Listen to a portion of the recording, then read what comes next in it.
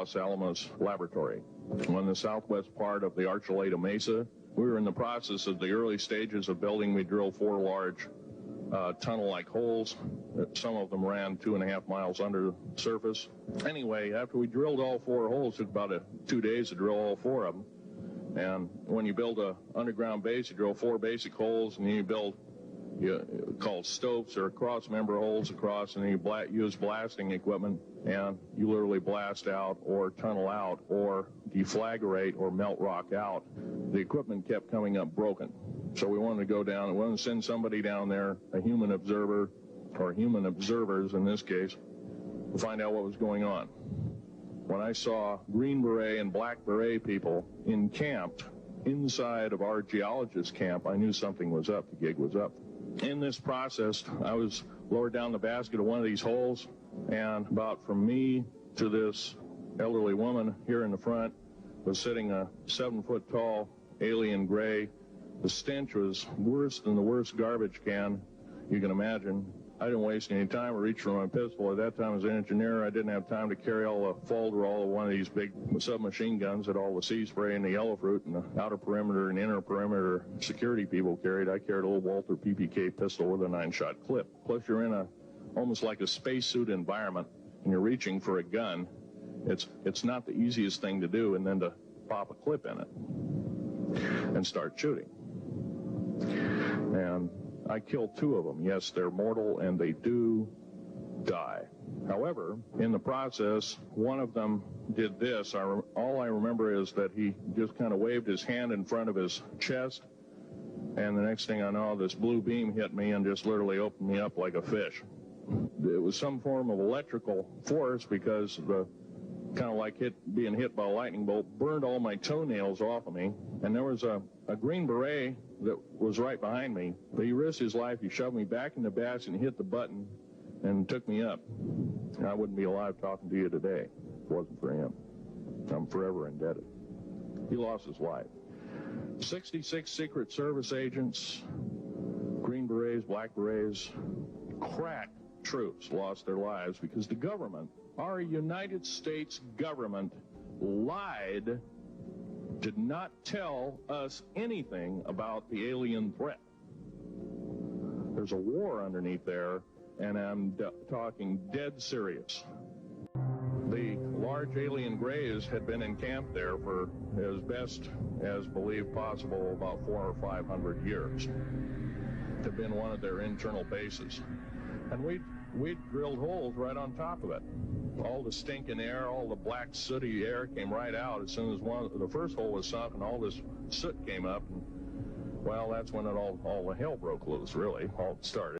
Years after Schneider's death, other claims of a joint human-alien base underneath Dulce, New Mexico are surfacing left and right. The book UFO Highway by Anthony Sanchez is essentially transcripts of interviews with a person only known as Colonel X, who supposedly worked inside this facility and is known to believe that Phil Schneider was really there. Shows like History Channel's UFO Hunters have even visited the area looking for clues. It's a 14-mile underground tunnel that goes under that mountain there. Yes.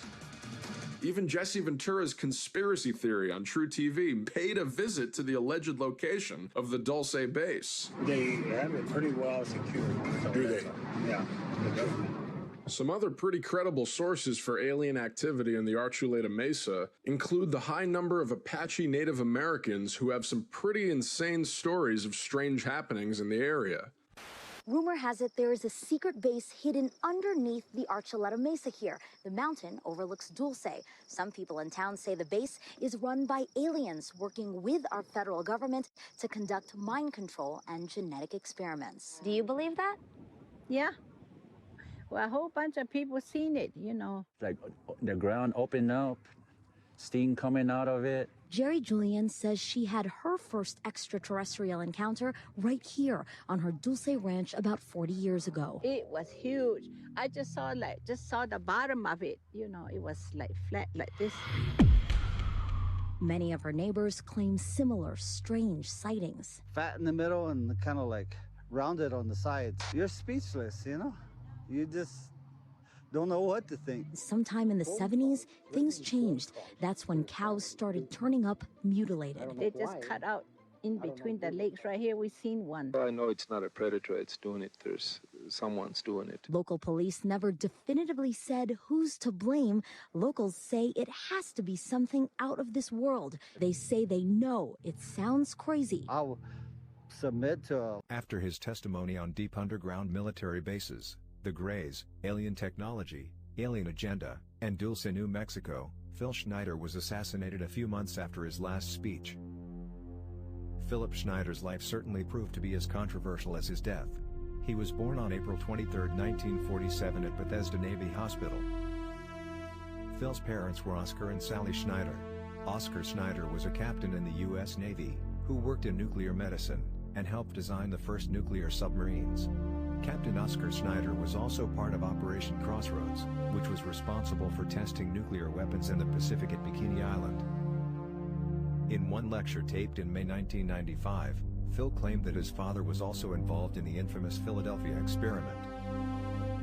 Phil claimed to be an ex-government structural engineer, who was involved in building underground military bases all over the country, and to be one of the only 3 people to survive the 1979 incident between the alien Greys and U.S. military forces at the Dulce underground base. Philip Schneider had been on lecture tour for 2 years prior to his death, talking about government cover-ups, black projects and UFOs. In his lectures, he talked about the Greada Treaty. In 1979, Phil Schneider was employed by Morrison Knudsen, who had him building an addition to the deep underground base in Dulce, New Mexico. 4 holes were drilled in the desert that were to be linked together with tunnels. Phil's job was to go down the holes, check for rock samples and recommend explosives to deal with the particular rock. During this process, the workers accidentally opened a large artificial cavern that was a secret base for the Dall Greys. Panic ensued that resulted in the death of 67 workers and military personnel. Phil was one of only 3 people. He's right, we don't need a whistleblower. We need a building full of whistleblowers. When you see something wrong, there you go. I want you to report it. I want you to... Exactly, just like that.